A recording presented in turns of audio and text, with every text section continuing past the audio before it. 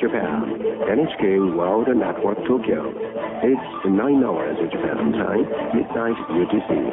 I'm Takahito Kobayashi with the news.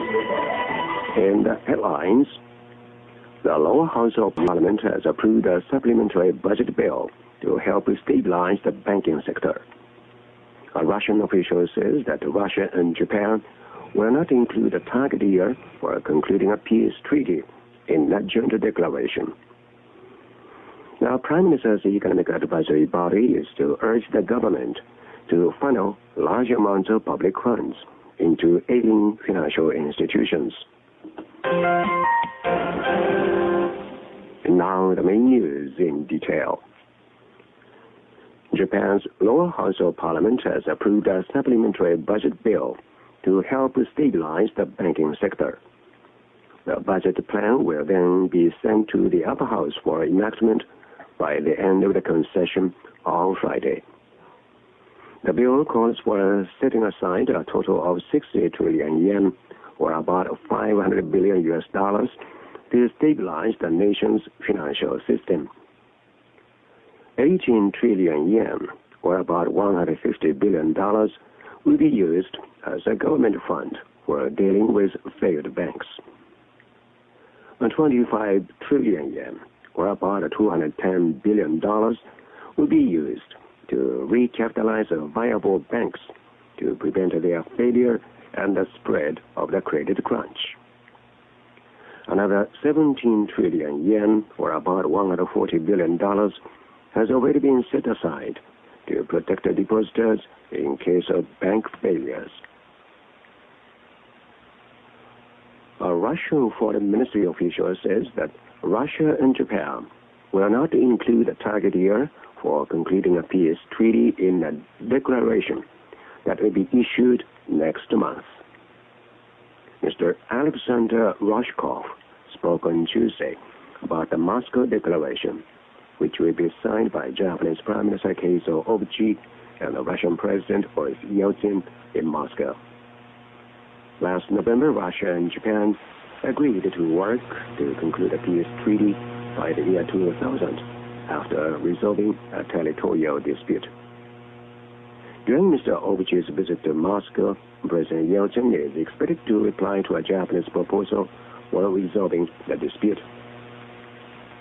Mr. Ryzhkov said that Russia considers the year 2000 as a tentative target year. He also said that the Moscow Declaration will not include any concrete suggestions on the territorial dispute. Mr. Obuchi's trip will be the first official visit to Russia by a Japanese Prime Minister in 25 years. The Prime Minister's Economic Advisory Body is to urge the government to funnel large amounts of public funds into aiding financial institutions by the end of this year. The Strategic Economic Council will submit its policy proposals to Prime Minister Takahito on Wednesday. The Council says that the government should encourage troubled but viable banks to receive public funds in order to stabilize the country's financial system. The Council says that the government also needs to come up with additional economic measures, which will include major fiscal spending. The Council suggests increasing the amount of permanent tax cuts and exempting real estate purchases from tax for 2 years. It also recommends a delay in housing loan repayments for borrowers in financial institutions and extending the period of eligibility for unemployment benefits. Yugoslav President Slobodan Milosevic has agreed to allow international observers to monitor the situation in Kosovo and restore Yugoslav security forces stationed there. U.S. Special Envoy Richard Holbrooke was speaking to reporters in Belgrade on Tuesday after another round of talks with Mr. Milosevic in the last-ditch effort to avert airstrikes by the North Atlantic Treaty Organization. Mr. Holbrooke said that they will sign the agreement within a few days, allowing 2,000 personnel observers to monitor by air and land the withdrawal of the security forces. Mr. Holbrooke said that Mr. Milosevic has also agreed in principle to begin talks on the self-rule of the people of Kosovo.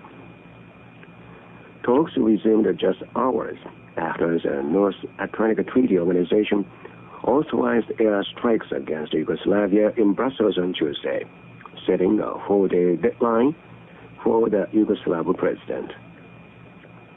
Japan's foreign minister has welcomed the Yugoslav president's agreement to comply with the UN resolution on Kosovo.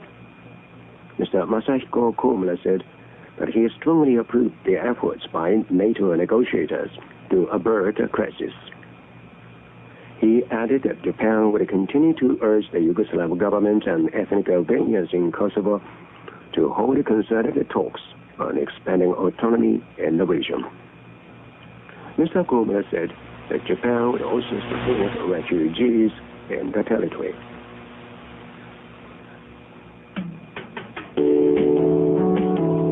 Now, here is our frequency notice. You are listening to Radio Japan, broadcasting on 11.705 MHz, being relayed to eastern part of North America via Sackville, Canada.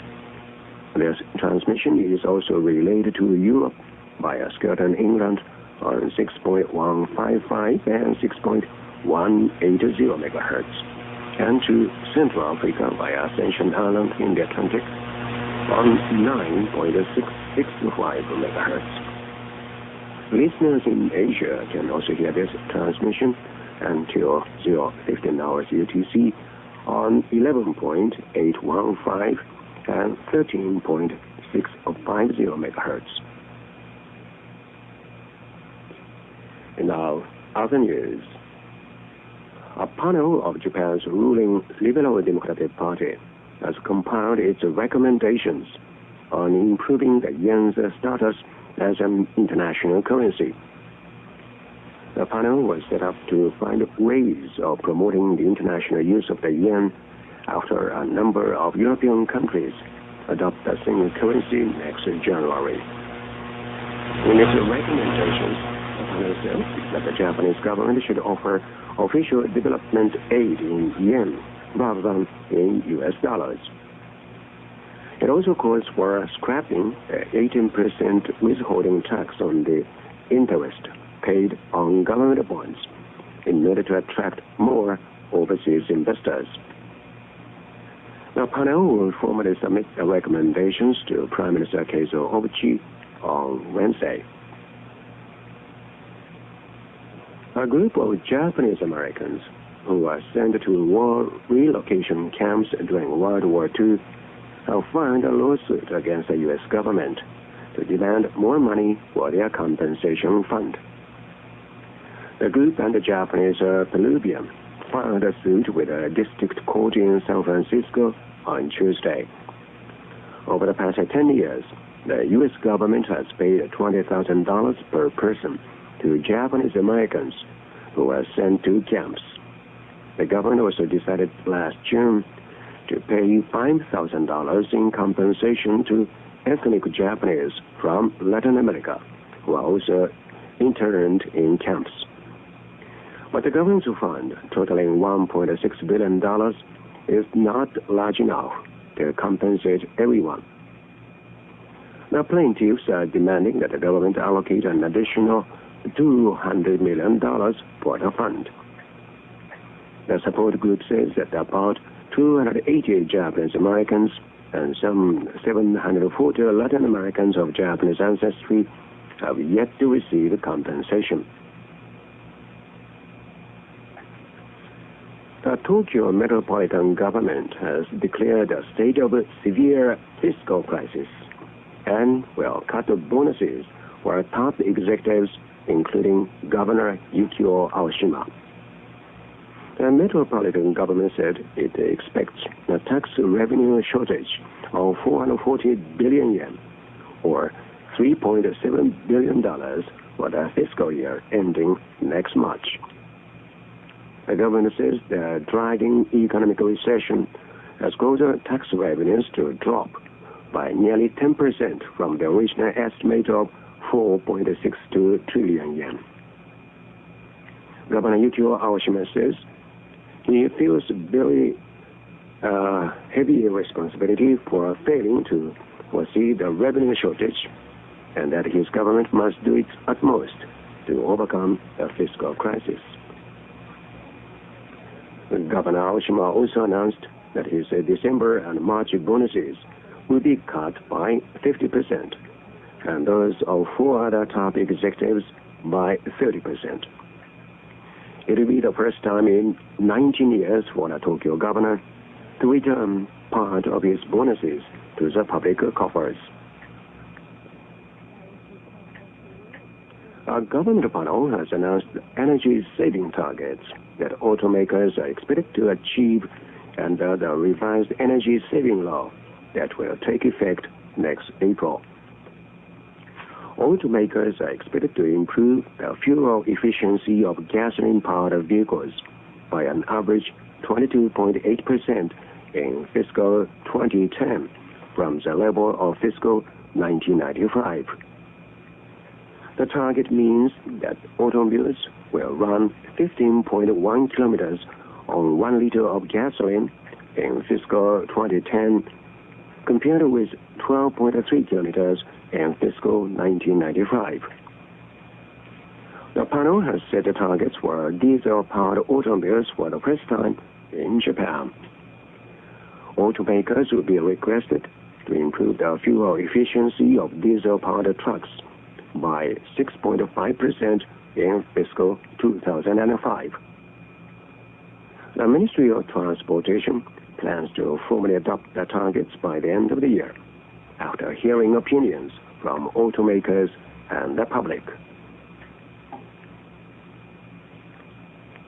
A leading U.S. brokerage company, Merrill Lynch, has announced that it will cut 5% of its total workforce to restructure the company.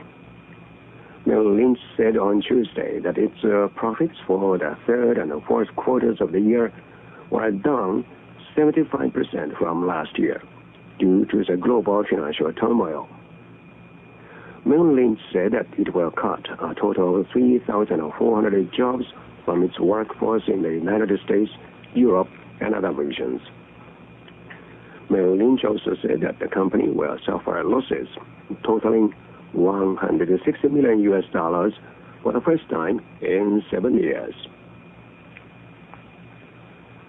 The latest model of Japan's Shinkansen bullet train, which will make its debut on the Takahito and Sanyo lines next spring, has been shown to the public.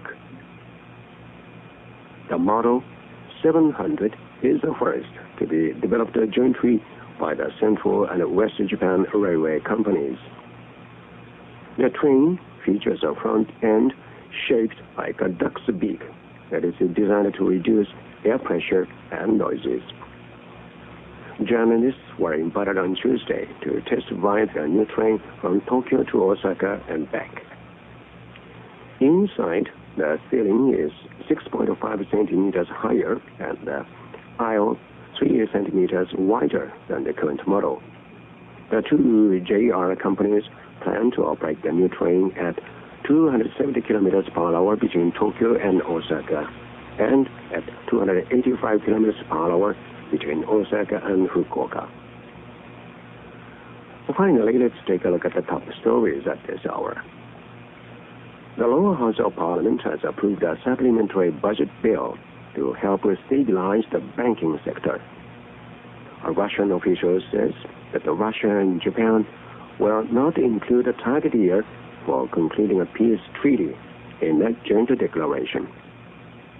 And the Prime Minister's Economic Advisory Body is to urge the government to funnel large amounts of public funds into ailing financial institutions. And that's the news from Radio Japan and Takahito Kobayashi. Next follows Radio Japan Global News. So please, thank you.